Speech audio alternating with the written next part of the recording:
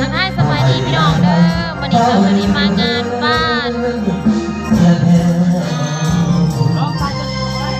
หัวค่ำพี่น้องบ้านหัวค่ำไก่กันไก่กันต่อกันพี่น้องไก่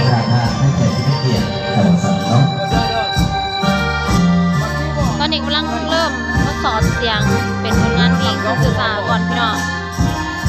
ให้วันถึงก่อน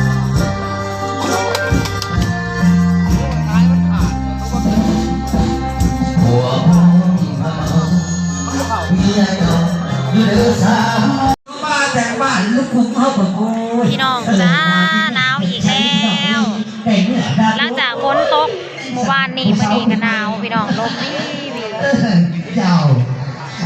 อากาศลมธรรมชาติปีนี้ไม่ได้เป็นแนวนี้เนาะแบบว่าฝนตกแล้วก็หนาวฝนตกแล้วก็หนาวจะว่าคนเฮาแต่ละคนจะเป็นวันเป็นนายเป็นไข้เป็นหนาวสาวซีก็คือกันพี่น้องเอ้ยเป็นวัดลงคอไม่หากบ่มีดอกวัดนะแต่ว่ามันเจ็บแล้วมันก็แหบมันได้พี่น้องแต่หากบ่มีดอกบ่มียังดอกได้บ่ก็ลองซ้อมเพลงพี่น้องซ้อมเพลงเมื่อแบบว่าบ่ได้นอนนะเนาะไปจากแม่นางจะใส่ตั้งใหญ่วันนี้มีเจ้า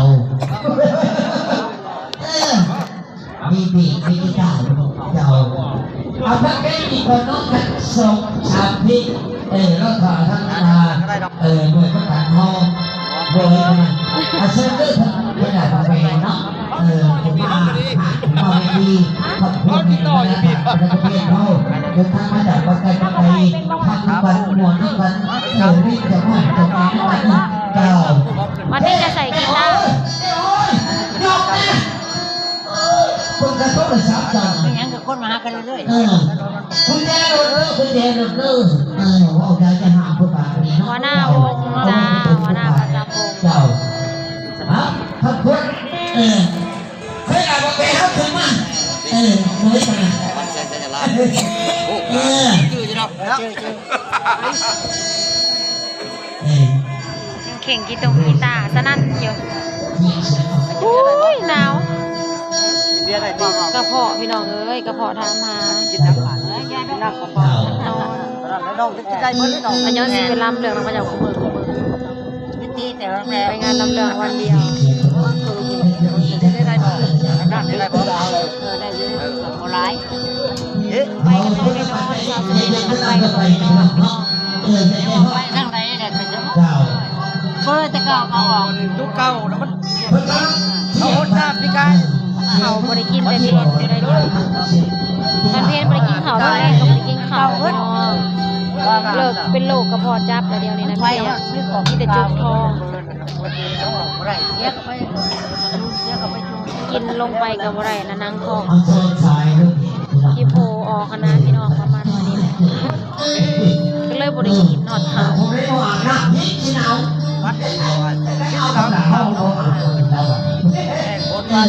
เจ้า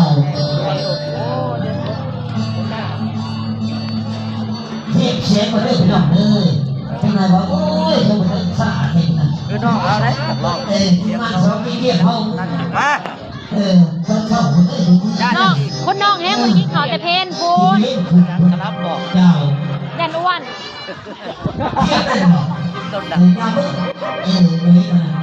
เจ้าใช่พวกเราดูอยู่ได้ก่อนขั้นตจานโดยบ้านขั้นตจานของเซมทองผู้เขาชี้ชุกันบอกอยู่วัฒนธรรมเขาก็นานแล้วเขาก็ได้เอาไม่กี่ปีน้องชายได้เลยเคยกันเล่าสู่ฟังอยู่ว่าหันว่าได้คนไปเล่นน้ำตื่นน้ำของมัน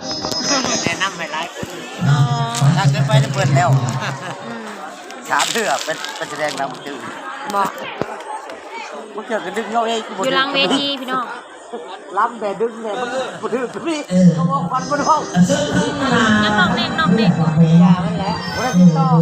เรียกเชียง บอก ฮะ ไม่ติดต่อแหมนะ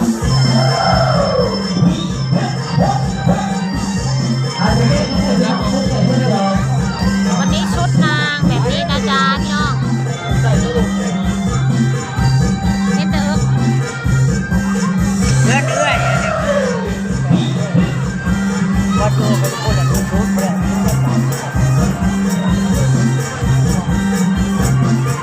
หนาวพี่น้องจ้า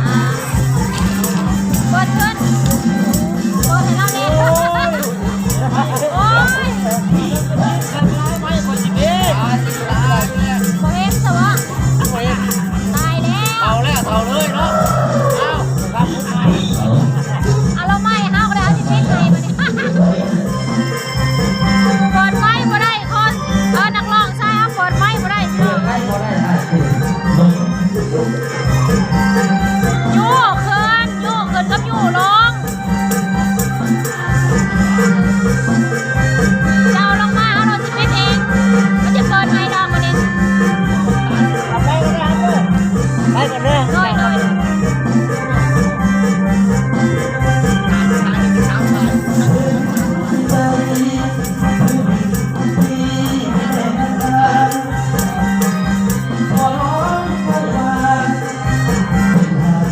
มาแล้วหลาน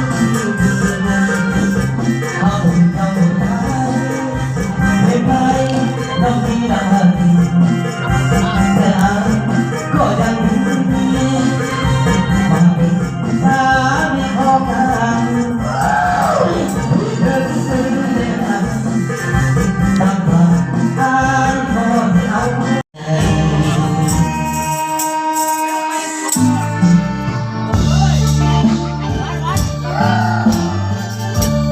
ขอบใจหลายๆสำหรับติด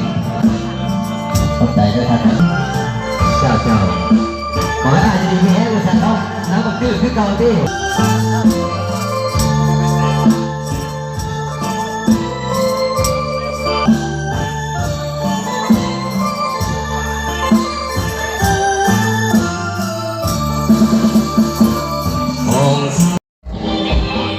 เลิกละพี่น้องบาดเนี่ย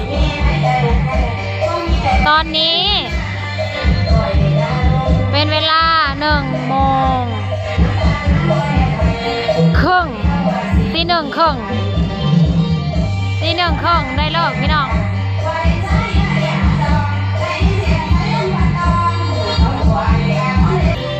เอาไว้น้องประกาศเอา เอ้าชินขอ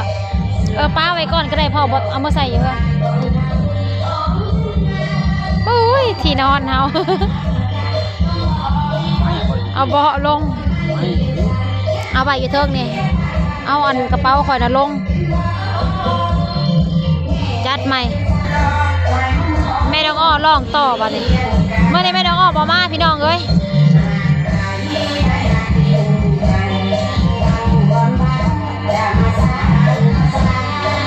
จะพักกันเรือ ไปหาเนี่ยมากินซะก่อน